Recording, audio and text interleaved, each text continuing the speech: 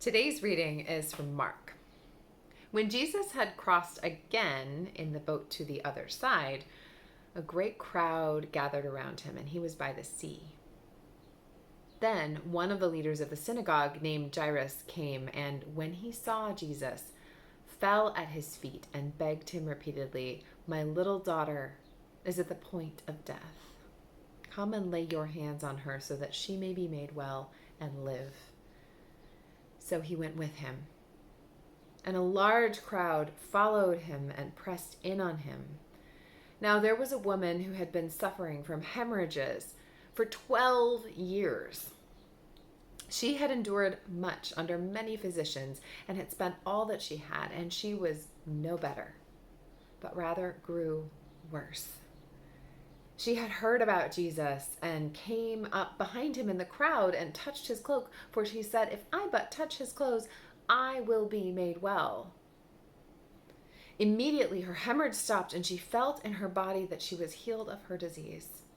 Immediately aware that the power had gone forth from him, Jesus turned about in the crowd and said, "Who touched my clothes?" And his disciples said to him, "You see the crowd pressing in on you. How can you say, 'Who touched me?'" Jesus looked all around to see who had done it. But the woman, knowing what had happened to her, came in fear and trembling, fell down before him, and told him the whole truth. He said to her, "Daughter, your faith has made you well. Go in peace and be healed of your disease." While Jesus was still speaking, some people came from the leader's house to say, "Your daughter is dead. Why trouble the teacher any further?" But overhearing what they said, Jesus said to the leader of the synagogue, "Do not fear, only believe." He allowed no one to follow him except Peter, James, and John, the brother of James.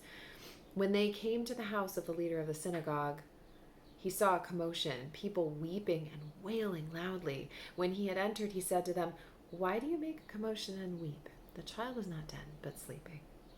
And they laughed at him. Then he put them all outside and took the child's father and mother and those who were with him and went in where the child was. He took her by the hand and said, "Talitha cum," which means, "Little girl, get up." And immediately the girl got up and began to walk about. She was 12 years of age. At this, they were overcome with amazement. He strictly ordered them that no one should know this and told them to give her something to eat. The Gospel of the Lord. Both times when I was pregnant, I came down with a terrible cold, accompanied by an all-consuming cough. The second time, it was diagnosed not as bronchitis, as I had assumed, but as tracheitis, a swelling of the trachea that can prevent proper breathing. Both times I was in my third trimester, so it was already pretty hard to breathe with the baby taking up all that space, and having a respiratory virus did not help the situation. Now, there are many things about being pregnant that no one tells you, but one of the most frustrating things is how little doctors know about which medications you can take, and how few of the medications available to everyone else are actually cleared for you now that you are growing a human inside of your body.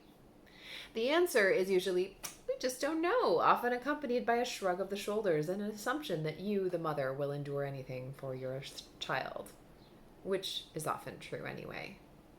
It's in part because of the ethics surrounding medical testing in pregnancy that we don't know, but I think it's also because no one has ever made it a priority to bother collecting the data.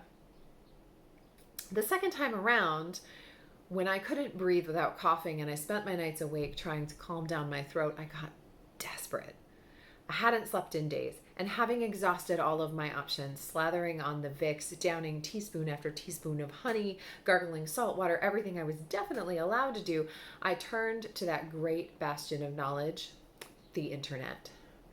And in amongst the admonishments to try a small amount of Vicks, to which I thought, "Oh, honey, we are way past that point. That's why I'm here," someone on the internet said to put Vicks on my feet.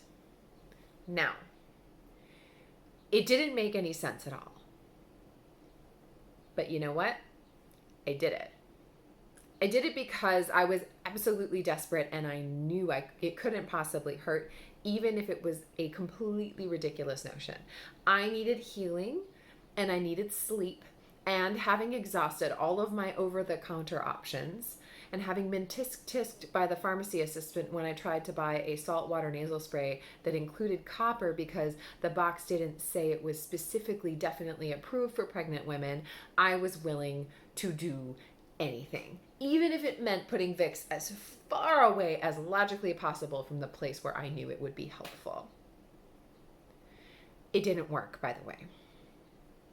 Eventually, I got desperate enough that I actually went to the doctor.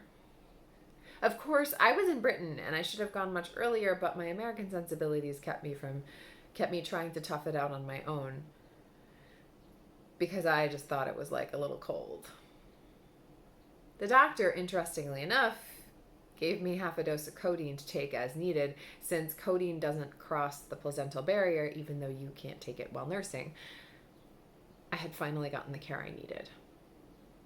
And finally, I could sleep. After all of that, I could actually sleep enough to beat the virus that was inflaming my trachea. I had finally been given the good medicine from somebody who actually knew how to help me. In today's gospel, we get two healing stories, one sandwiched inside of another. In it, a girl and a woman face the loss of everything. The woman has been hemorrhaging, unable to touch or be touched because of the laws surrounding cleanliness for the entire lifetime of the girl who is gravely ill. In the midst of a father's desperate plea, the woman breaks in the hope that she too might receive some miraculous grace. Both Jairus and the unnamed woman have tried everything. The woman with the hemorrhages has had all of her money taken by quacks and swindlers, and perhaps even some well-meaning physicians who took her money even though she was not healed, all while being left destitute and unable to beg because of her condition. She's cast out from her community. She does not have the option to seek help because the constant flow of blood means she is unclean. She has been relegated to the margins of society for 12 years, and she braves the crush of the crowd she is supposed to stay away from in order to chance that she might find healing. Jairus, a leader in the synagogue, also can't get the right kind of help. Jesus has been traveling around in a boat, getting stuck in a storm, and now he's back from the other side, and presumably this whole time, this powerful man's daughter has been getting sicker and sicker. Jairus, as a Jewish leader, would have been familiar with Jesus, and he had probably been searching for him this whole time. He was probably relieved that Jesus had finally returned. Both Jairus and the woman with hemorrhages are made desperate by the fragility of life. What Mark is showing us here is that this fragility shows itself at every social and economic level. Death, severe illness, tragedy, and despair touch the high and the low, and being well connected will not prevent you from losing everything you hold dear. But just as tragedy does not distinguish, Jesus also does not distinguish when it comes to his healing touch. It's for everyone. It's for the powerful and the lowly, the well-connected and the outcast. He doesn't tell the woman to leave him because he's got more important things to do. Jesus commends her for her faith and announces publicly that she has been healed in order to restore her to community. Then he moves on to Jairus' house, where although he is late, he is still able to restore Jairus' daughter to the fullness of life. For us, too, Jesus' healing comes. Even if we don't know where to turn, even if we've gotten so desperate, we do something we know can't possibly help, like put Vicks on our feet. Jesus is the good healer who gives us what we really need.